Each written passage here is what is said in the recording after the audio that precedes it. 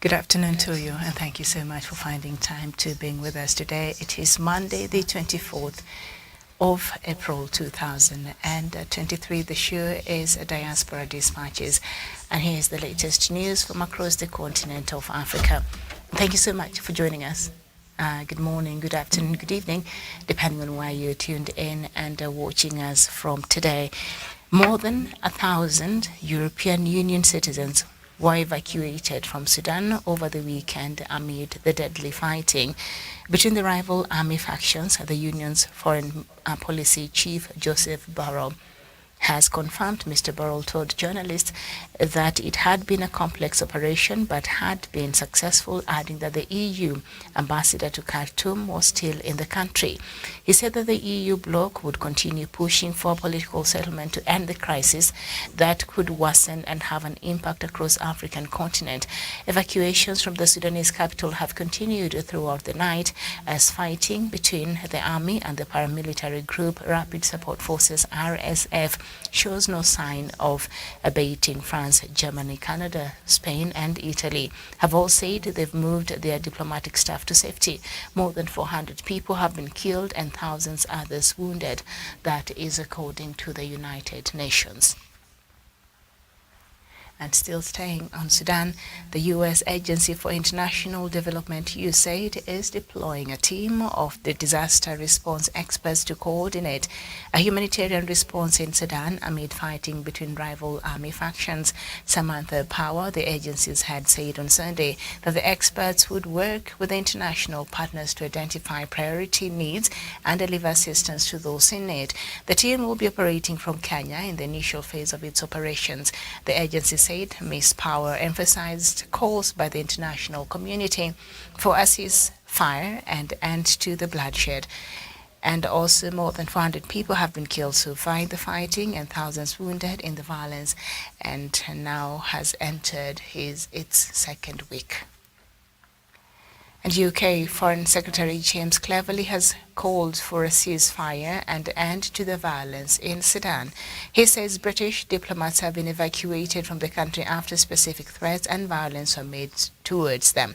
Mr. Cleverly also urged Britons in the region to register with the embassy so that the embassy can know who they are and where they are, so that it can be easier to find them. And internet connection remains largely disrupted across Sudan as the fighting between the army and the paramilitary forces enters a second week. NetBlock's organization has reported. It cited military allegations that the paramilitary Rapid Support Forces allegedly sabotaged the telecom exchange in the capital Khartoum earlier on Monday, impacting networks in the country. Khartoum residents, however, say phone connectivity is still intact.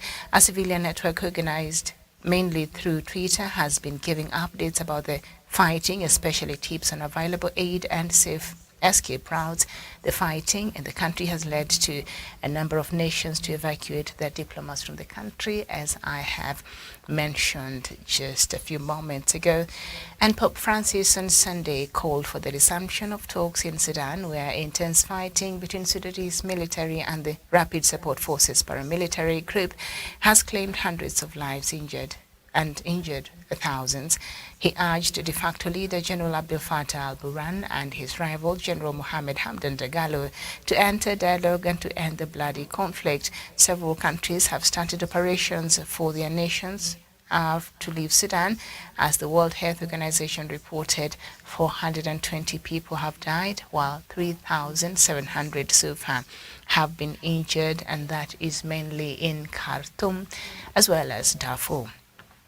Kenya and Uganda are evacuating their national stock in Sudan as the Sudanese army and paramilitary group fight enters the second week.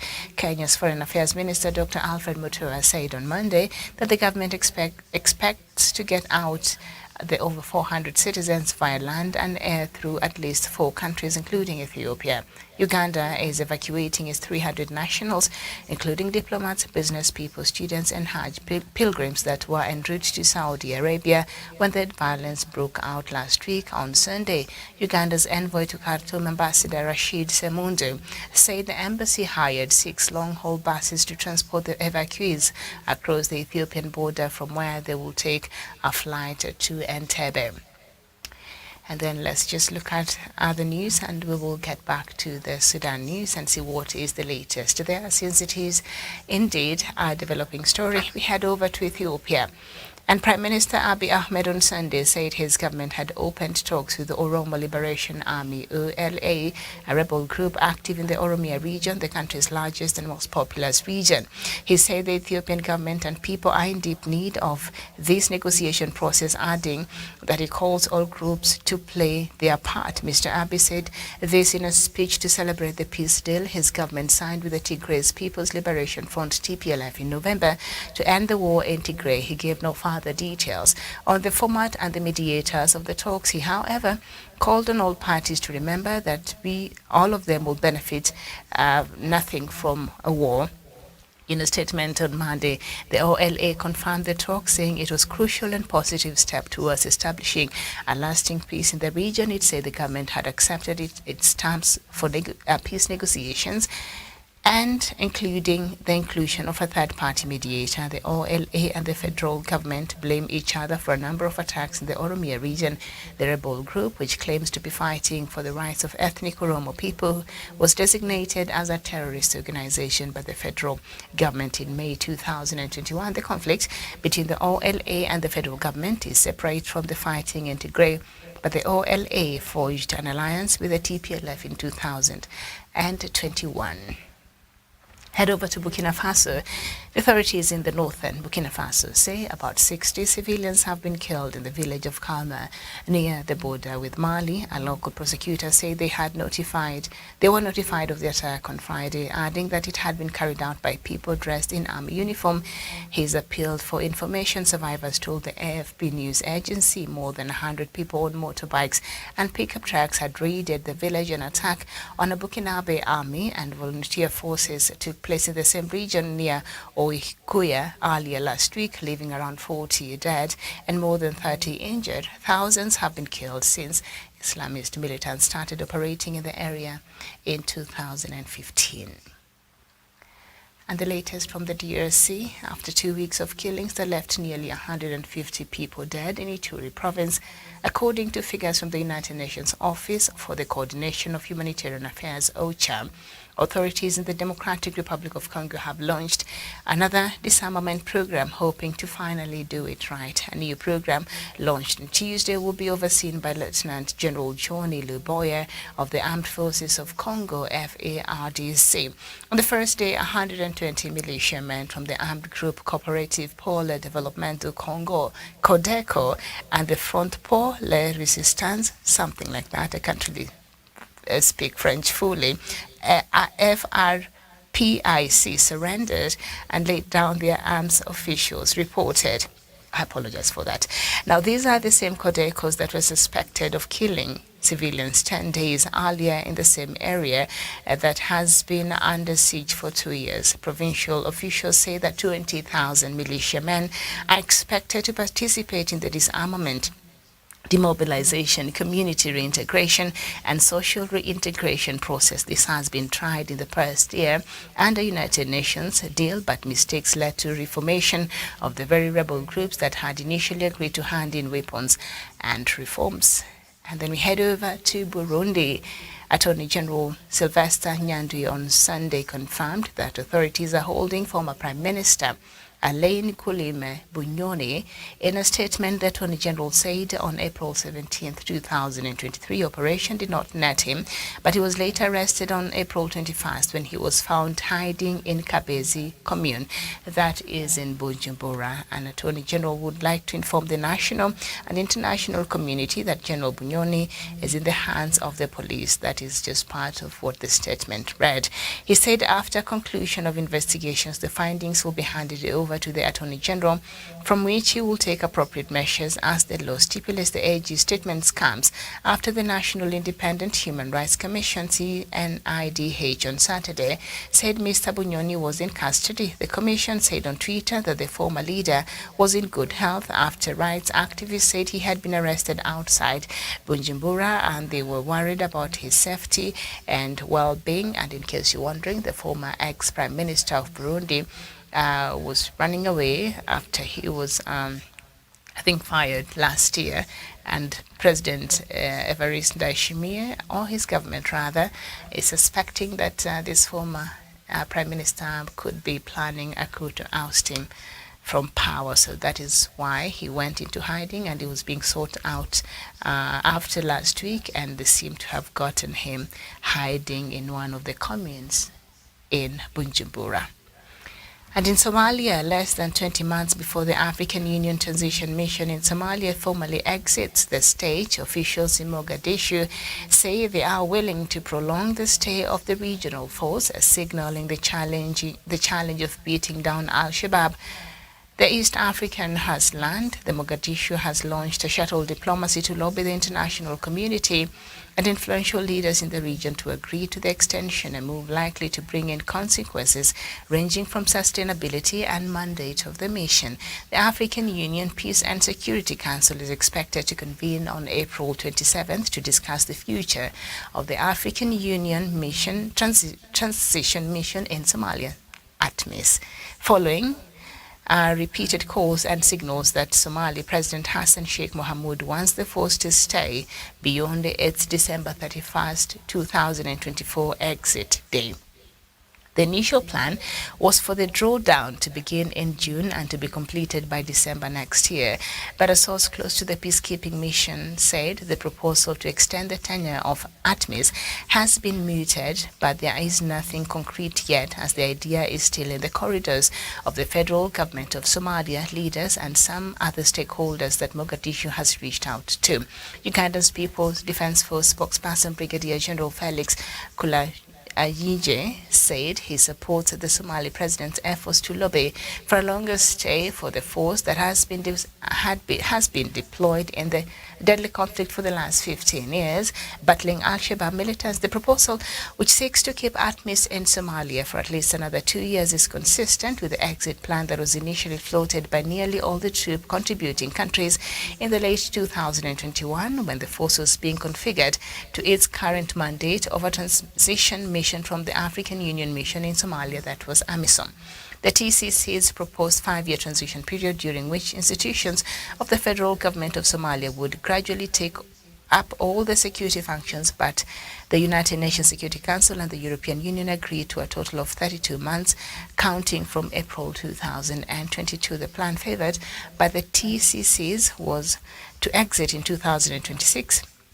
But this was subject to endorsement by the international community partners with the financial muscle like the EU, the United Kingdom, and the United Nations, who fund the mission, in which they have so far sunk upwards of $3 billion since 2007. And that is the latest news from across the continent of Africa. I'd like to, before we head back to Sudan, because I believe since the last I prepared this bulletin, I'm sure something else have already come up, and I want to bring us up to date with the latest on that story. But there's something I have been consistent in talking about here, the issue of Ethiopia and the need for Prime Minister Abiy Ahmed to reach out to OLA. I think I've been consistent and I've made so much noise about this, and I've been calling for talks, because we saw after the senseless 2 years conflict, armed conflict really, that claimed so many lives and destroyed a lot of properties, when the actors involved, that is the government of Ethiopia, led by Prime Minister Abiy Ahmed, and the leadership of TPLF, when they agreed to come to the negotiating table, to the mediation table, and every side was able to iron out or bring out their issues, and they're able to arrive to a common ground. And we've seen since then what mediation and the talks, how far they have gone and how much fruit they've been able to bear, because both sides really, the goal was to still stay in the same country, but there's one side that was feeling there are some issues that it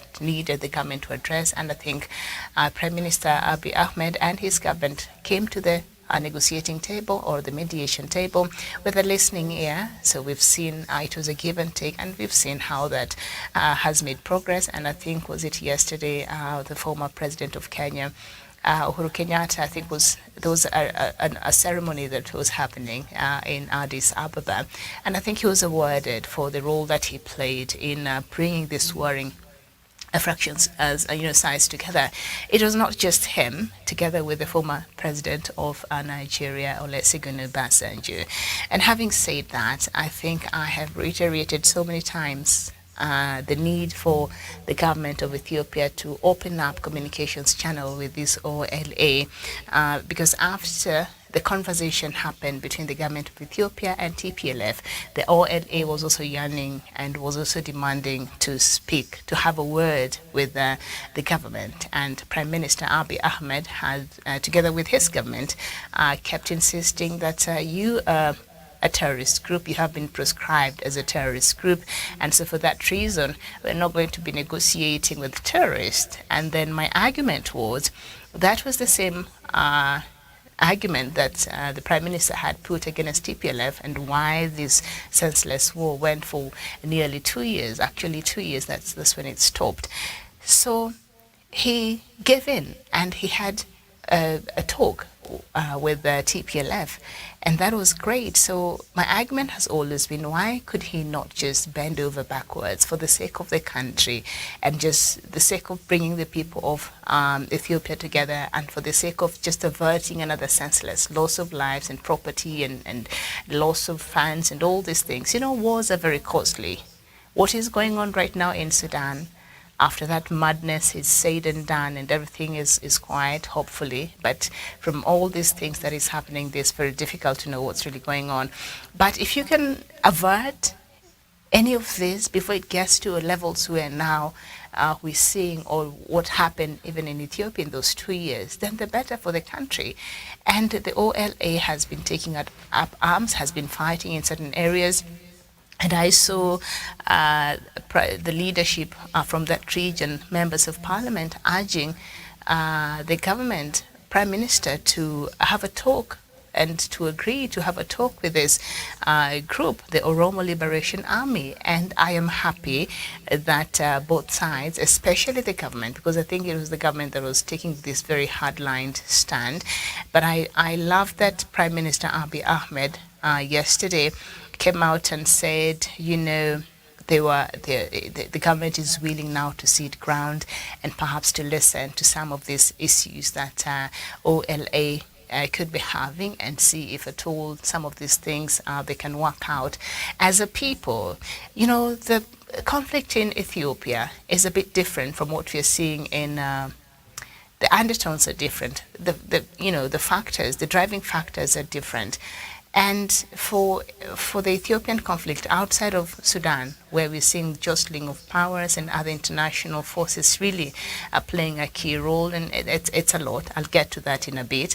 But in Ethiopia, it is a section of a community in Ethiopia who felt marginalized, who felt perhaps the government did not bring into the account their needs and their voices and the things that really they felt were of great concern to them. But they loved their country. They had no intentions of leaving, which is, I think, absolutely great. And so they're not fighting to go to form a country or to secede or whatever.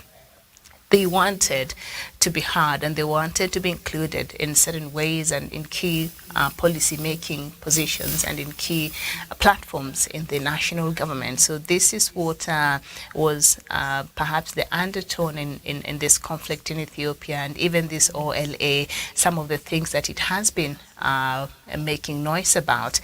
We saw this conflict here, this OLA, this group here, how that even morphed into, we saw that this conflict and this disagreement even spilling over to the church. the Orthodox Church, that is a majority of its members are from this community and another, or this region. And it became now even politics spilled over, and even the activities of the church were being affected. And I think I took my time here to explain to us a few weeks ago, so I will not delve into that. So I'm glad that now the government of Ethiopia has come to its senses, because that is what this is, and they're taking away their personal feelings. See, when you're a leader, then how you feel sometimes does not really matter. I know when it comes to leadership and some of the decisions that are made, a lot of times some of these decisions really, a lot of them come from a very personal drive, and you can always know the decisions and the policies that a country is making based on the individual in power at that time. But sometimes the country is bigger than an individual. The country is bigger than a personal ideology. The country is bigger than the politics of the day. And sometimes you have to have the foresight and see what's really best for my people, what's really best for this country. And when I serve my term and leave, how will history judge me? Will history be very kind to me? So I think Prime Minister Abiy Ahmed is realizing being very heavy-handed might not work very well with the Ethiopian community. So the right thing to do is just to open up avenues of communications. Anywhere there's communication, nothing can completely go wrong. There's always room for engagement. There's always room to make amends. There's always room to listen up to the other side, and there's always room that something can be worked out, and the country and the people can come to an agreement and find a solution. So I'm happy that this avenue is being opened, and the Prime Minister is saying that a negotiation with will start.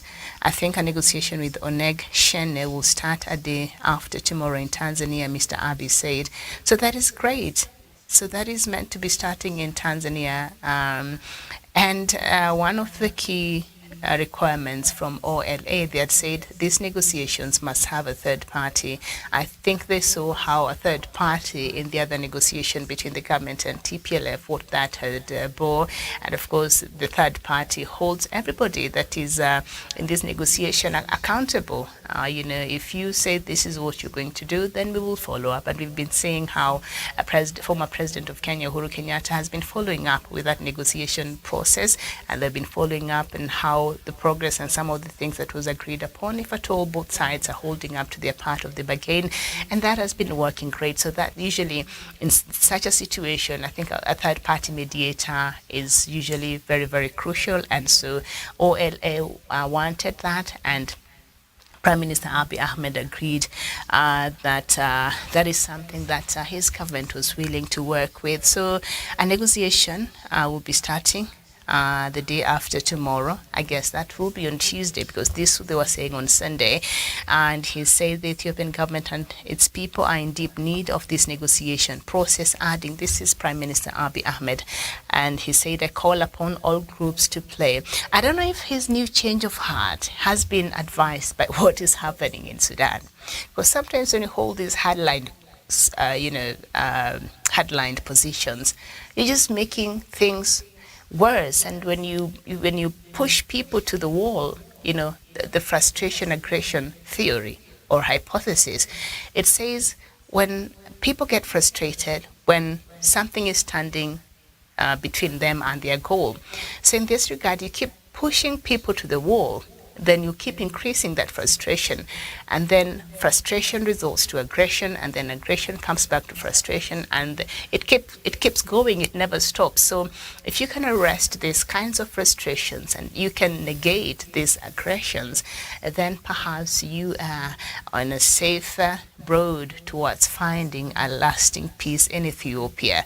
So I want to believe that perhaps what is happening in Ethiopia, in Sudan, might have just a little bit of perhaps a reason why Prime Minister Abiy Ahmed has changed his mind over having talks with OLA I don't know if that is just me thinking loud, because he was very categorical about this, but he was categorical about TPLF also not wanting to talk to them, but he changed his mind. And I think that is a great leader. Always, there should always be room for you to change your mind. To change your mind, because maybe 3 weeks ago, 1 year ago, you did not have the same information and the same facts, and now maybe you have more information and more facts of a situation, and you're more aware of what really is happening. So you are allowed to change your mind. You should be flexible, because really this is not personal. But I am happy. Whatever made him change his mind, I think peace and negotiation and mediation, I think, is the way to go. We don't need Ethiopia burning again to the ground. We don't need Ethiopia now diverting any more funds to go rebuild a place where that destruction could have been averted. So I think that is the way to go. And this must have taken so much for the government to even agree to this position. So I think this is a good move, Prime Minister Abiy Ahmed, and this is a good thing for the people of Ethiopia. Now let's get back to that madness in Sudan. And you know what really is striking to me? There are a couple of countries that have been mentioned and have been very heavy-handed in this conflict, and I'll not get into the details of it so much because Dr. Masanga shall be dealing with part of that later on in the evening, so I'll not even get into the details of it. I'll just bring us maybe more of that in the morning. But you can see how they're very quick to evacuate their people, and evacuations have been happening, and now the people of Sudan have been left on their own, while these foreign powers, that a lot of them are greatly involved in this chaos, are able to evacuate themselves. Of course, they've left the ambassadors there because they need people who can still be there and help in mediation. Because if everybody else leave, especially these Western ambassadors, officials, diplomats, and then the generals will be left to themselves, and they will not have any kind of a ransom or hostage taking or somebody standing in between them and trying to talk. And so perhaps these ambassadors being left in Sudan is a good thing, but their citizens and the families and everybody else from majority of these Western countries have been able to evacuate their relatives who were stuck in Sudan, even as the fighting continues. I've told you, France, Germany, Canada, Spain, UK are some of the countries that have been able to remove their citizens from Sudan. And as we speak, there seems to be some relative reports suggest things are relatively calm in the capital, Khartoum, as foreign countries have been rushing to evacuate their nationals. See, that's what happens. These foreign powers, they will instigate, they will push you to have hardline, positions. They will do all these things to puppeteer this chaos, because there's a lot into whatever is happening. I say I will not get into the details as we continue. New details continue emerging, and then after things have become worse, they have a country to run to. They can run back to their countries for safety, and then stupid you're stuck there fighting each other, and for what? And for what really? The end of the day, So it's a lot. And up to 50 Irish citizens have been evacuated from Sudan, and I can see from the latest also people are moving. I'm trying to look at the major news networks and see what they've been able to update so far in line with this conflict. But it appears it's just the same. And now, of course, as I mentioned there earlier, the number of people who have died has gone up. And the Pope yesterday, during his prayers at St. Peter's, he urged for peace, and he asked for the military leaders to come together and just talk, So I don't know if they'll be able to do that, but I don't want to get so much into what is going on. We shall do that hopefully tomorrow, God willing. But that is the latest news from across the continent. I want to thank you so much for your time. Enjoy the rest of your day. I'm Miriam Ogoto. Thank you for watching and bye-bye.